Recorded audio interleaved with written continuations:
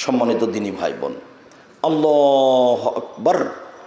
ডান হাতকে বাম হাতের কবজির উপরে রেখে বা বাহুর উপরে রেখে বুকের উপরে রাখবেন। তারপরে সানা, আল্লাহুম্মা বাঈদ বাইনি ওয়া বাইনা খাতায়ায়া কামা বা'আদতা বাইনাল মাশরিক ওয়াল মাগরিব। হে আল্লাহ, তুমি আমার পাপকে অত দূরত্বে রাখো পূর্ব পশ্চিমকে তুমি যত দূরত্বে রেখেছো। পূর্ব থেকে পশ্চিম লক্ষ হাজারো কিলোমিটার দূরে আছে, তুমি তেমনি আমার থেকে আমার পাপকে এত দূরত্বে রাখো। আল্লাহ নাক্কিনি মিনাল খাতায়া কামা ইয়ানাক্কা সাবুল আবিজু মিনাদ দানাস। আল্লাহ, তুমি আমার পাপকে ধুয়ে পরিষ্কার করে দাও যেমনভাবে সাদা কাপড়কে ময়লা থেকে ধুয়ে পরিষ্কার করা হয়। আল্লাহ মাগসিল খাতায়া বিল মাই ওয়াস সালজাল বারাদ। হে আল্লাহ, তুমি আমার পাপকে বরফ দিয়ে, তুষার দিয়ে, ঠান্ডা পানি দিয়ে ধুয়ে পরিষ্কার করে দাও। আউযু বিল্লাহি মিনাশ শাইতানির রাজিম। মারদুদ বিতাড়িত শয়তান থেকে বাঁচতে চাচ্ছি। বিসমিল্লাহির রহমানির রহিম। পরম দাতা দয়ালুর নামে আরম্ভ করছি। আলহামদুলিল্লাহি রাব্বিল আলামিন। বিশ্বজগতের প্রতিপালকের প্রশংসা। আর রহমানুর রাহিম, তিনি হচ্ছেন পরম দাতা দয়ালু, মালিক ইয়াউমিদ্দিন, তিনি হচ্ছেন বিচার দিনের মালিক।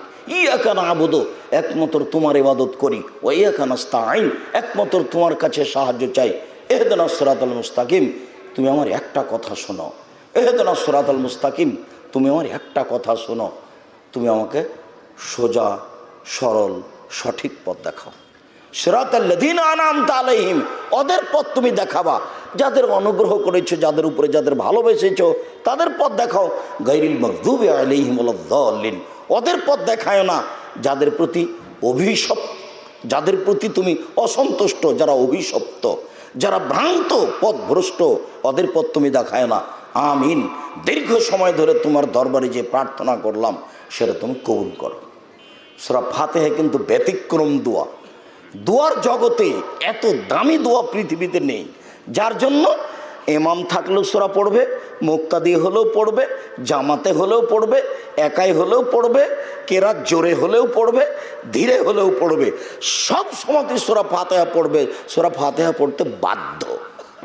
এই জন্যই সূরা ফাতিহা সব রাকাতে আসে, বারবার আসে, সব রাকাতে আসে। ওই কোনো একটা সূরা। বিসমিল্লাহির রহমানির রহিম। পরম দাতা দয়ালুর নামে আরম্ভ করছি। কুল হুয়াল্লাহু আহাদ।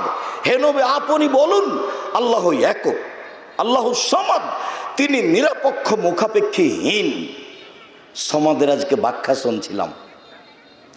সমাদের ব্যাখ্যা দুদিক থেকে হতে হবে, তারপরেও পূর্ণ অর্থ হবে না।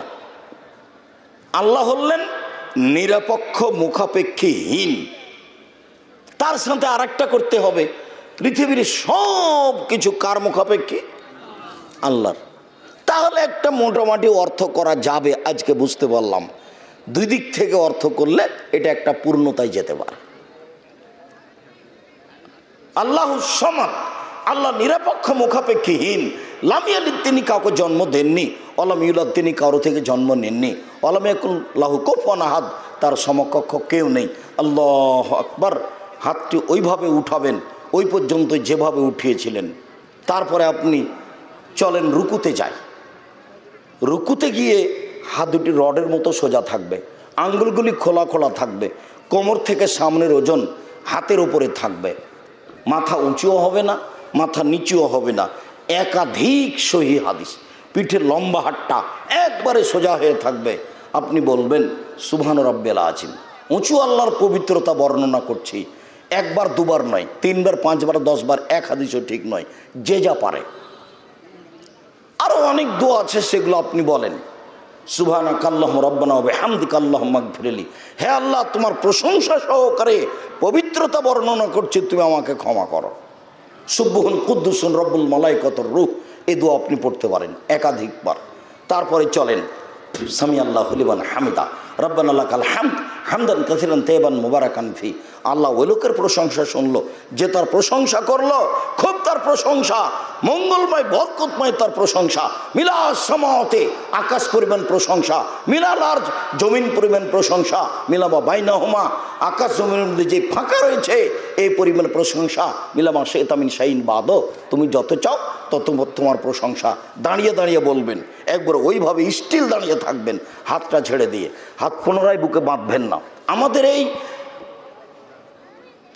97 সাল থেকে নিয়ে এ যাবৎ 26 বছর থেকে আমরা যা তদন্ত করেছি তাতে রুকু থেকে উঠে পুনরায় হাত বুকে বাঁধতে হবে এর প্রমাণ পেশ করতে পারিনি।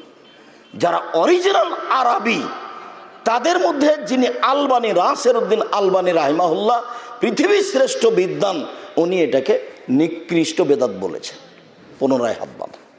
অনেককে যে দেখেন ওটা একটা ইজতেহাদ, পাওয়া যায় না, এই কথাই ঠিক। আর যেটা বলেছেন যে রুকু থেকে উঠে মানুষ যখন দাঁড়াবে তখন সব জোড়কে স্ব স্থানে যেতে হবে। আমি যদি হাত ছেড়ে দিই তাহলে কোনোরই জোড়টা স্ব স্থানে যাবে, আর যদি আবার আমি হাত বাঁধি তাহলে জোড়ের দুইজনের মুখটা ফাঁকা থেকে গেছে। কথা বুঝতে পারেননি? আর যদি ছেড়ে দিই তাহলে দুই জোড়ের মাথা কোথায় চলে গেছে? স্ব স্থানে চলে গেছে। ছেড়েই দিতে হবে, এটাই ঠিক। তারপরে চলেন যাই সিজদায়। সিজদায় যাওয়ার পূর্বে আপনার সাথে জরুরি কয়েকটা কথা। তার একটা হলো এই, হাত দুটি আঙ্গুল জমা করে কানের পাশে রাখবেন, কোনো এভাবে উঠে রাখবেন যাতে করে পেটের নিচ দিয়ে ছাগলের বাচ্চা পার হতে পারে। জরুরি কথা যে সিজদায় যাওয়ার সময়তে গায়ে যে কাপড় চুপড় আছে, চুল, সব কিছুই যায় সিজদায়। যার করে আল্লাহ রসুল বলছেন যে তোমরা চুলকে জড়িয়ে নিও না, কাপড় জড়িয়ে নিও না। আপনার সলাতের শুরুতেই হাত যদি জড়ানো থাকে তাহলে খুলে দিতে হবে। প্যান্ট পায়জামা উপরের দিকে জড়াতে হবে, নিচের দিকে নয়। নিচের দিকে জড়ানো নিষেধ, কেটে ফেলতে হবে। ওই সময় চুল বাঁধা থাকলে খুলে দেওয়াই ভালো, খোপা বাঁধার চেয়ে। সব কিছুই সিজদায় যায়। যখন আপনি সিজদায় যাবেন, এতদিন যেভাবে যাচ্ছিলেন তার চেয়ে 8-10 আঙ্গুল মাথাটা, কপালটা আগিয়ে রাখবেন যাতে করে পিঠের লম্বা হাড়টা সোজা হয়ে যায়।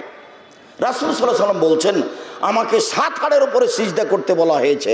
নাক কপাল এক, নাক কপাল দুইটা মিলে একটা, নাকও লেগে থাকবে, কপালও লেগে থাকবে। নাক আগে না কপাল আগে এটা বিবেচনার প্রয়োজন নেই। নাক কপাল দুই মিলে এক। এই 2 হাত এ হলো 3, 2 হাঁটু এ হলো 5, 2 পায়ের বৃদ্ধাঙ্গুল এ হলো 7। এই 7টা অঙ্গের ওপরে সিজদা করতে হবে। জরুরি যে সিজদা করে আপনি গাও চুলকাবেন না। সিজদা অবস্থায় যদি গাও চুলকান, হাত উঠান, তাহলে এবার কয়টা মাটিতে লেগে আছে? 6টা। যদি এক পা দিয়ে আর এক পা চুলকান তাহলে 6টা। একটাও করা যাবে না, এখন করলে পরে করতে হবে। আপনি সিজদা বলবেন সুবহান রাব্বিয়াল আলা, উঁচু আল্লাহর পবিত্রতা বর্ণনা করছি। আরও যত দোয়া আপনার মুখস্থ আছে, হাদিসের দোয়া আপনি বলার চেষ্টা করেন। সিজদায় দোয়া কবুল হয়, বলতে থাকেন। উঠে আসেন, আল্লাহ মাগফিরলি ওয়ারহামনি ওয়াহদিনি ওয়াফিনি ওয়ারজুকনি।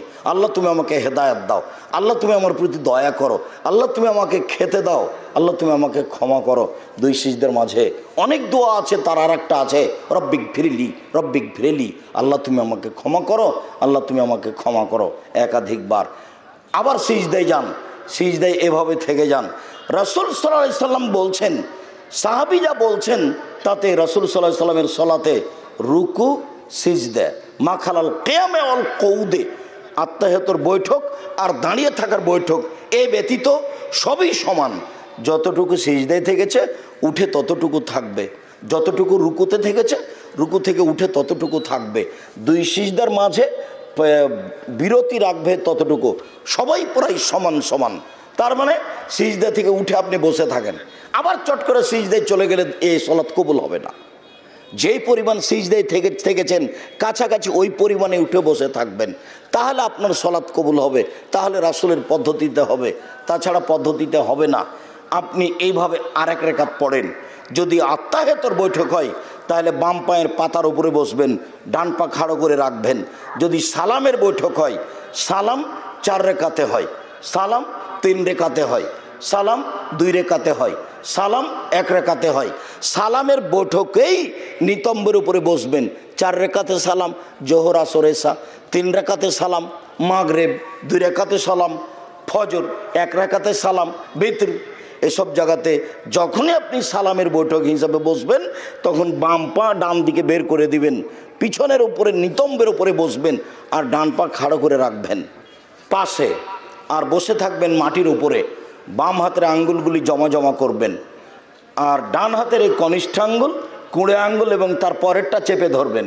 এভাবে চেপে ধরে তার পরের আঙ্গুলের নখের উপরে বৃদ্ধাঙ্গুলের মাথাটা রাখবেন।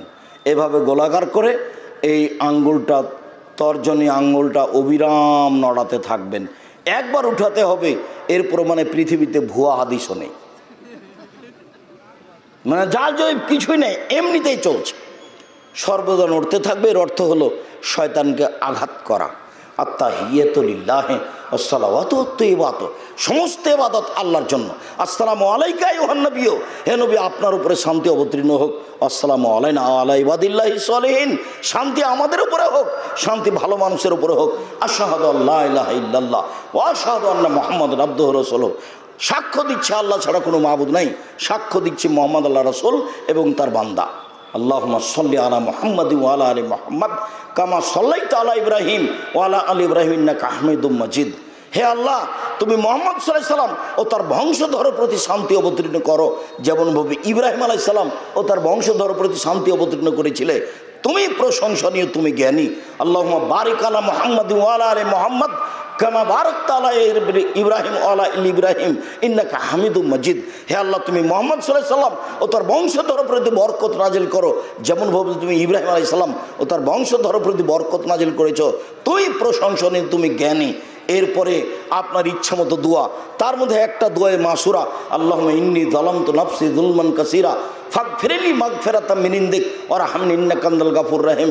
হে আল্লাহ, জীবনে খুব পাপ করেছি, তুমি আমাকে ক্ষমা করো। ক্ষমা তোমার পক্ষ থেকে হয়ে থাকে। তুমি যদি ক্ষমা না করো, তুমি যদি দয়া না করো, কে ক্ষমা কে দয়া করবে? আল্লাহুম্মা ইন্নী আউযু বিকা মিন আযাবি জাহান্নাম, তোমার কাছে বাঁচতে চাচ্ছি জাহান্নামের শাস্তি থেকে। আউযু বিকা মিন আল্লাহুম্মা ইন্নী আউযু বিকা মিন আযাবিল কবর আউযু বিকা মিন ফিতনাতিল মাসীহিদ দাজ্জাল, তোমার কাছে বাঁচতে চাচ্ছি কবরের শাস্তি থেকে, তোমার কাছে বাঁচতে চাচ্ছি দাজ্জালের ফিতনা থেকে। আউযু বিকা মিন ফিতনাতিল মাহইয়া ওয়াল মামাত, তোমার কাছে বাঁচতে চাচ্ছি ইহকাল এবং পরকালের যত বিপদ আছে সব বিপদ থেকে। আল্লাহুম্মা ইন্নী আউযু বিকা মিনাল বা'স ওয়াল মাগরাম, তোমার কাছে বাঁচতে চাচ্ছি ঋণ কর্য হতে, বড় পাপ হতে। সহজে ঋণ নিয়ে কিছু করবেন না, ঋণ কর্য হতে, বড় পাপ হতে। আরও কিছু যা দোয়া আছে মুখস্থ কোরআন এবং হাদিসের, সব বলার চেষ্টা করবেন। আসসালামু আলাইকুম রহমতুল্লাহ, আসসালামু আলাইকুম রহমতুল্লাহ। এ হলো সংক্ষিপ্ত সালাত। এখন যা হবে তা জিকির।